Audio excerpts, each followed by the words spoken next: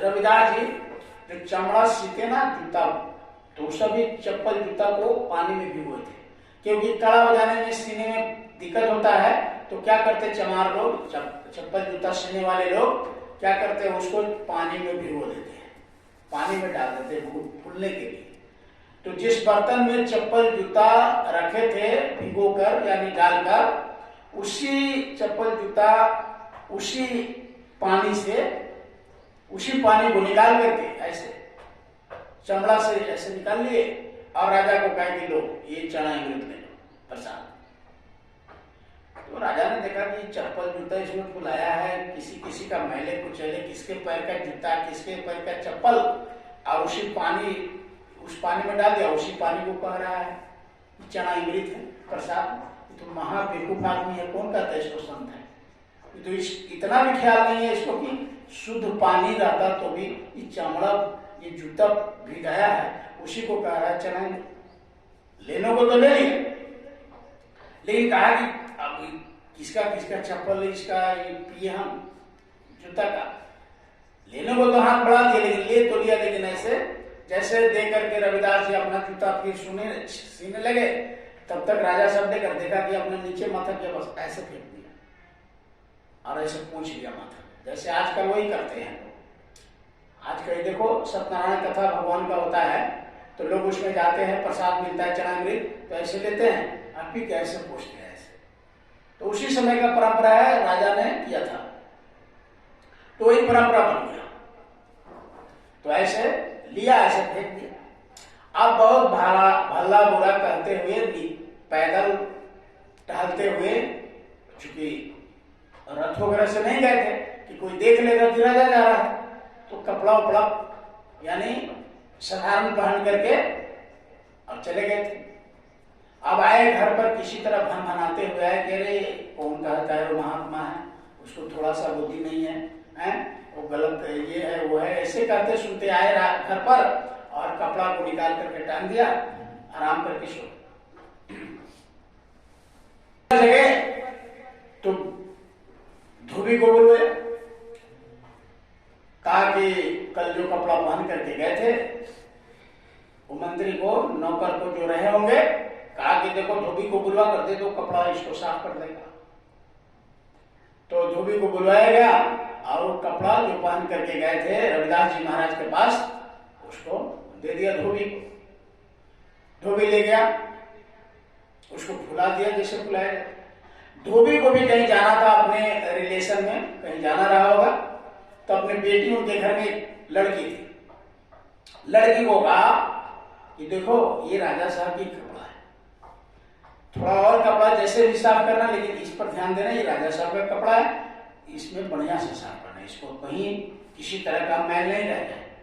कहा कि ठीक है ठीक। अब वो ले गए लड़की धोने के लिए, सभी कपड़ा को साफ करके पसार दिया।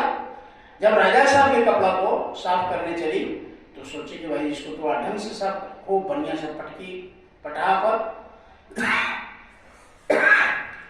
और पटक करके खूब साफ किया। देखा तो राजा साहब के कपड़े में एक दाग हो गया था, गाढ़ा सा दाग, गड्ढा बन गया था, बहुत गड्ढा था, तो बहुत गाढ़ा दाग था। तो बोला कि भाई ये दाग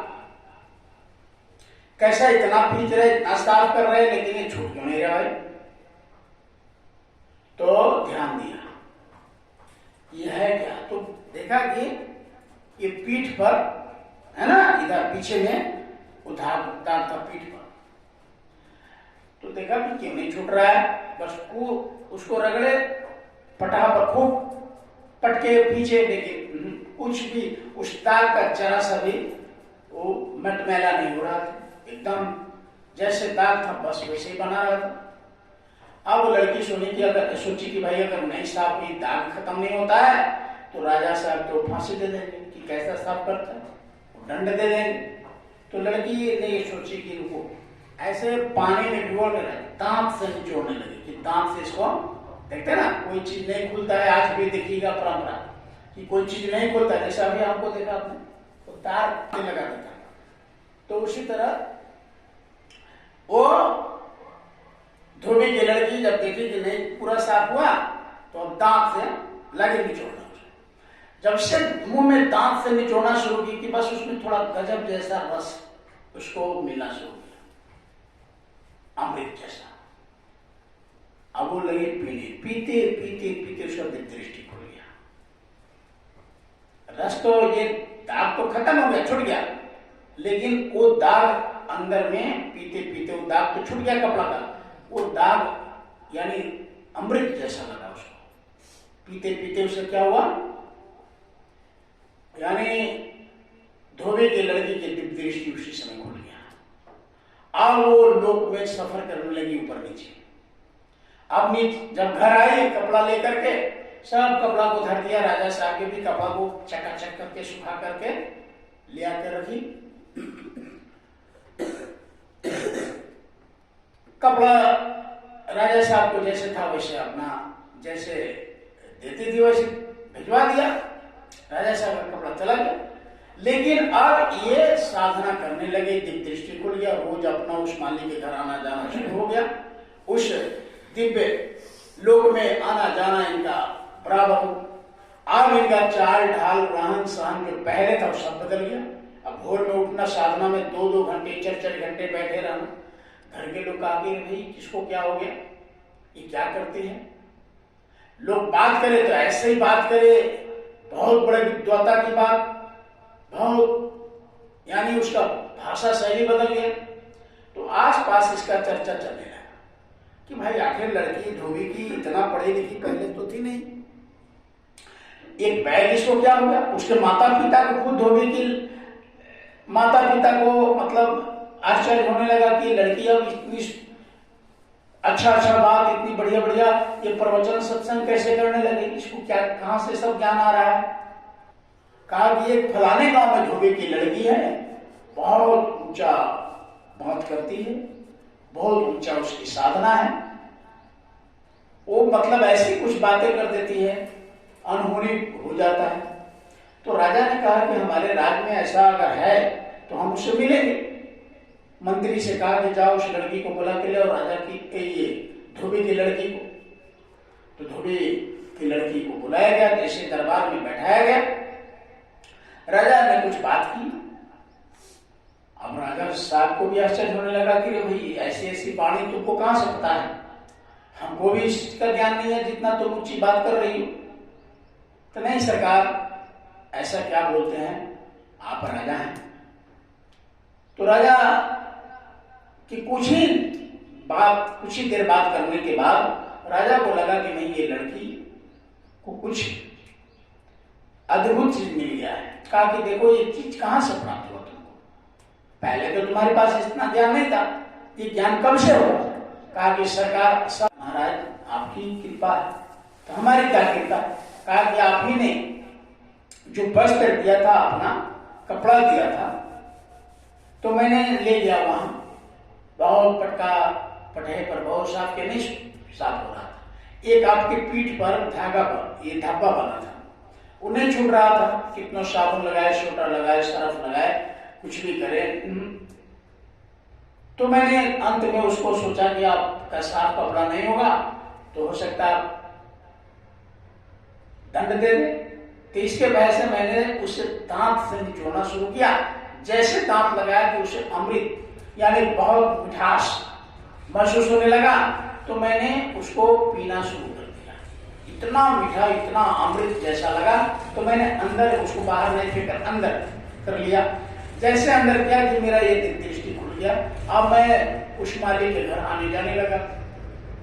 तो महाराज अगर कपड़ा आपने नहीं देता तो हमको ये कहां से मिला। अब राजा साहब को अच्छा मैंने तो वो ऐसे फेंका था तो वही धागा बन गया था। अब राजा को देर नहीं लगा समझते। कहा कि ठीक है जल्दी जाओ, कोई बात नहीं, जाओ अपने घर जाओ। जल्दी से उसको विदा किए। अब ना आओ ना ताव देखा, ना रात देखा, ना दिन देखा, उसी समय चल दिया राजा। कहा कि चलते रविदास जी महाराज के पास फिर से ले लेंगे, वो तो फेंक दिया था, आपके पास डायरेक्ट पी लेंगे, हमको भी वैसे ही हो जाएगा, मालिक का दर्शन दीदार होने लग जाएगा। आप सीधे डायरेक्ट चले वो चौक पर गए जहां पर वो रविदास जी महाराज सी रहे थे जूते चप्पल को। अब जैसे वहां पहुंचते हैं, वो तो सब पता रहता है संतों को। अब अपना सीने में मस्त है। राजा साहब दंडों से हटांगा कि महाराज, कहा कि ठीक है ठीक है, हाँ बोलो राजा साहब कैसे आए? कहा कि दर्शन प्रसन्न करने आ गया। कहा कि ठीक है बैठो। बैठाया, अपना काम करते रहे रविदास जी महाराज, जूता सीते रहे, चप्पल सीते रहे। कुछ देर हो गया तो राजा ने कहा कि सरकार अब हमको कुछ प्रसाद जो दिए थे पिछले बार उसमें से थोड़ा और दे दिया जाए। तो रविदास जी महाराज ने तो सब जान रहे थे। कहा कि देखो वो तो समय की बात होती है, वो तो महात्माओं की दया कब क्या कब हो जाए वो बराबर दया नहीं होता। वो कभी कभी संजोग होता है महापुरुषों, जो दया को तुम फेंक दोगे तो फिर नहीं मिलेगा। अब तो तुमको एक बार दया किया गया था, लेकिन वो दया तुमने फेंक दिया, वो चली गई कहाँ? धोबी के लड़की के पास। अब वो राजा चौंक गया, अरे मैं तो धोबी की लड़की की चर्चा भी नहीं किया यहाँ, अब इनको कैसे पता हो गया? अब उनको समझ में आ गया कि हमने बहुत गलती किया था। ये भले देखने में भिखारी लग रहे हो, देखने में जूता सी रहे, चप्पल सी रहे, चमार कुछ भी हो, लेकिन अंदर से बहुत ऊंचे महापुरुष हैं। अब उन्होंने चिल्लाने लगे, दया कृपा की भीख मांगने लगे। रविदास जी सरकार कृपा कर दीजिए, गलती हो गया, चूक हो गया।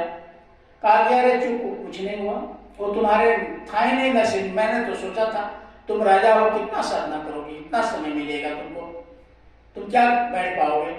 ये तो बहुत तपस्वी का है, ये साधना करने का है, ये साधना का मार्ग है, और तुम राजा हो, भोगी हो, राजगद्दी पर सोते हो, राजगद्दी का मालिक हो, तुमको इतना गर्व मान है कि तुम साधना क्या कर पाओगे? तो मैंने सोचा था कि चलो डायरेक्ट कृपा कर दिया जाए, लेकिन डायरेक्ट कृपा किया तुमने देख करके उसको तिरस्कार कर दिया। तो महात्माओं के दया का तिरस्कार करोगे तो फिर वो दोबारा नहीं देते हैं, उसको ठुकरा दिया तुमने। और देखो कि वहीं धोबी की लड़की बेचारी, उन्होंने दांत से उसको निचोड़ा और उसके अंदर चला गया, कृपा हो गया। तो अब तो मुहूर्त होता है, अब वो दया नहीं मिलेगा।